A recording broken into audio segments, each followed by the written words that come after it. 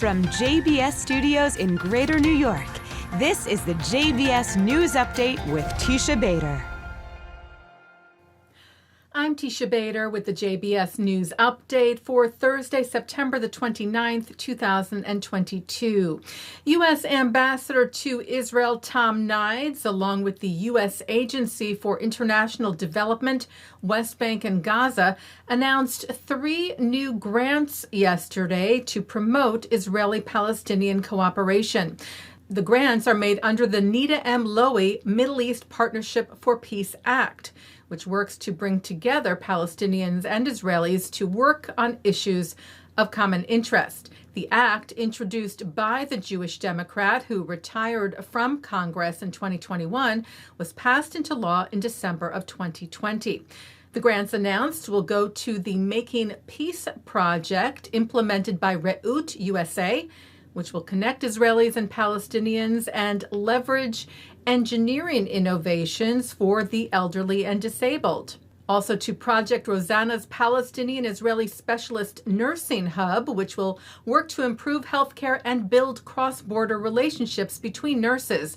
And to Our Generation Speaks, creating an Israeli and Palestinian entrepreneurial community committed to a more peaceful shared future. A number of incidents on college campuses that appear to have been anti-Semitic were reported over Rosh Hashanah, the Jewish New Year.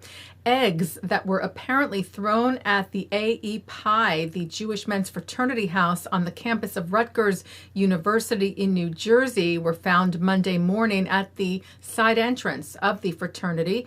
Campus police are investigating there. New Jersey Governor Phil Murphy tweeted, "Anti-Semitism has no place in New Jersey," and the local patch cited a Rutgers spokesperson who said, "Neither hatred nor bigotry has a place at Rutgers, nor should they have a place anywhere in the world."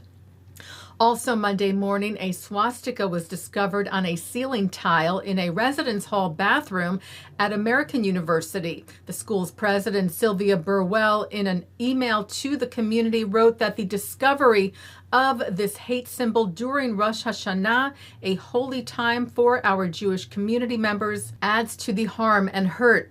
Anti-Semitism in any form takes a terrible toll and is unacceptable.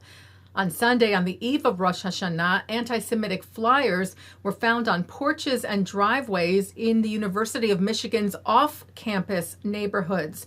President of the school, Mary Sue Coleman, wrote, "While the flyers were posted off campus and, to our knowledge, did not target individual UM members, their odious messages were designed to undermine the sense of psychological safety that all members of our community deserve." Meanwhile, CUNY, the City University of New York, which has had its share of reports of anti-Semitic incidents on campus, announced it is working with Hillel International to promote a more positive and safe environment for Jewish students on campus.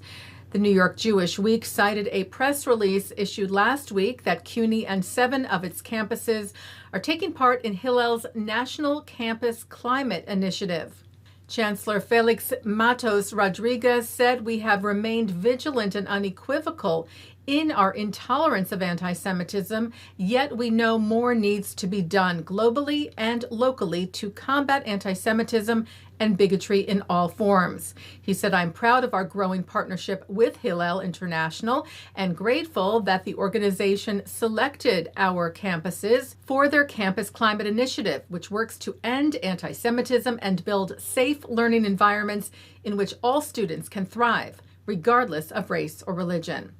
The initiative includes incorporating anti-Semitism and diversity, equity, and inclusion training in the school and normalizing the expansion of CUNY's student exchange programs in Israel, in collaboration with the Jewish Community Relations Council of New York, who welcomed the announcement of concrete steps to address anti-Semitism and delegitimization of Israel.